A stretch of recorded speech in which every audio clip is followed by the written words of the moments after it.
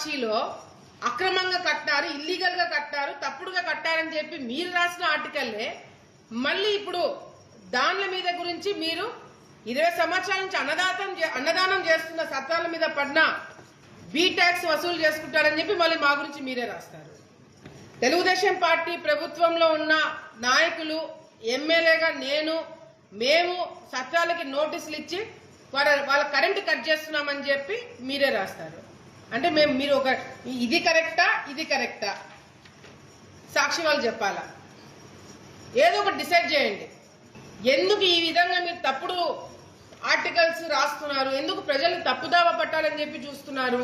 ఇప్పటికిప్పుడు నేను సిద్ధం. నా మీద నేను చేశాను, మేము వసూలు చేసుకుంటున్నామని మీరు ఒక్కటంటే ఒక్క ఆధారం చూపించండి, నేను రాజీనామా చేసేస్తా. ఒక్కటంటే ఒక్కటి నిరూపించండి, నేను రాజీనామా చేస్తాను. ఎక్కడ భయపడతామని అనుకుంటున్నారా? నేను ఇప్పుడు చెప్తున్నాను, గవర్నమెంట్ భూమి ఆక్రమించి ఎవరైతే ఇల్లీగల్ గా కన్స్ట్రక్షన్స్ చేశారో అవన్నీ కూడా డెమాలిష్ చేయడం జరుగుతుంది, అవన్నీ కూడా తొలగించడం జరుగుతుంది. మీ జే ట్యాక్స్ లాగా బీ ట్యాక్స్ కలెక్ట్ చేసే సంస్కృతికి మాకు లేదు. ప్రజలు మమ్మల్ని ప్రశ్నిస్తారని భయం మాకుంది. అంత ధైర్యం మేము చేయలేము.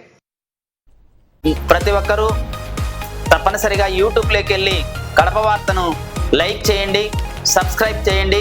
ఇట్లు మీ జి రమణయ్య, ఎడిటర్, కడప వార్త.